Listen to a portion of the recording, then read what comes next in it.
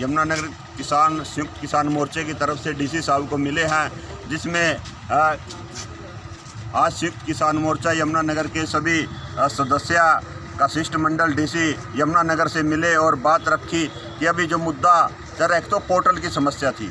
Portal के बारे में हमने पहले भी कंप्लेंट की थी और दिया था डीसी साहब को। ये कह रहे हैं कि जो कंप्लेंट हमारे पास आई थी हमने की है, अगर किसी साथी की रह भी गई है तो वो एसडीएम, तहसीलदार या डीसी साहब से आकर मिल सकता है। उन सब की अगर सही में पोर्टल किसी का गलत है या गलत चढ़ गया है, उस सबको ठीक किया जाएगा। और एक समस्या अभी आग लगाने की थी, पराली जलाने की थी, जिसको लेकर बार बार सरकार दबाव दे रही है किसानों के ऊपर कि मुकदमे दर्ज किए जाएं। तो उसको लेकर हमारी बात हुई है कि किसान कोई भी आग लगाना नहीं चाहता, लेकिन हमारे पास पर्याप्त मात्रा में सरकार ने साधन नहीं दिए कि हम इस पराली को लेकर कहाँ जाए। अभी जो बेलर मशीनें हैं जो गांठ बनाती हैं, वो गांठें बनाकर चले गए, दोबारा उठाने के लिए नहीं आए और उनकी संख्या बड़ी कम है।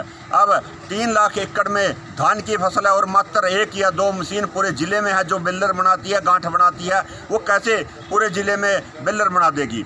तो हमारी मजबूरी है आग लगाना। जिस खेत में हमने आलू लगाना है उसमें हम कैसे उस खेत को संवारेंगे?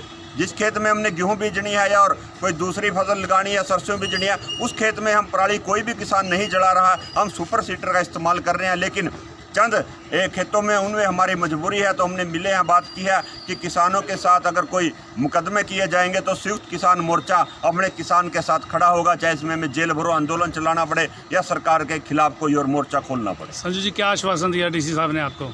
डीसी साहब ने अपनी बात रखी है और हमने डीसी साहब पे अपनी बात रखी है। वो कह रहे हैं कि प्रदूषण, हमने भी कहा कि सिर्फ अकेला किसान प्रदूषण नहीं करता। आज ये फैक्ट्रियां चल रही हैं कि इनसे प्रदूषण नहीं होता, और साल में एक बार अगर किसी ने पराली जला भी दी तो कौन सी आफत आ गई। तो हमने अपनी बात डीसी साहब के पास रखी। तो डीसी साहब के आश्वासन से आप प्रसन्न हैं? नहीं, उन्होंने अपनी बात रखी, हमने अपनी रखी। हमने कहा कि अगर किसान पे मुकदमे दर्ज होंगे तो हम अपने किसानों के साथ खड़े होंगे, चाहे हमें जेल भरनी पड़े या कोई और आंदोलन छेड़ना पड़े। मतलब ठोस कोई भी कि आपको जवाब नहीं मिला? नहीं, हमने साफ साफ कह दिया डीसी साहब को कि हम अपने किसान के साथ खड़े हैं। फिर एक किसान अकेला जेल में नहीं जाएगा, पूरे ज़िले के किसान, पूरे देश के किसान उनके साथ जेल में जाएंगे। अगर आपकी बात को नहीं मानती सरकार, फिर आंदोलन शुरू होगा।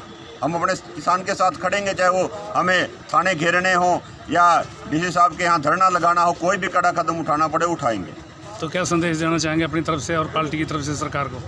नहीं, हम सरकार को ये कहेंगे कि पराली से हम भी छुटकारा पाना चाहते हैं, लेकिन परमानेंट इलाज सरकार करे, धरातल पर इंतजाम करे, ना कि कागजों में।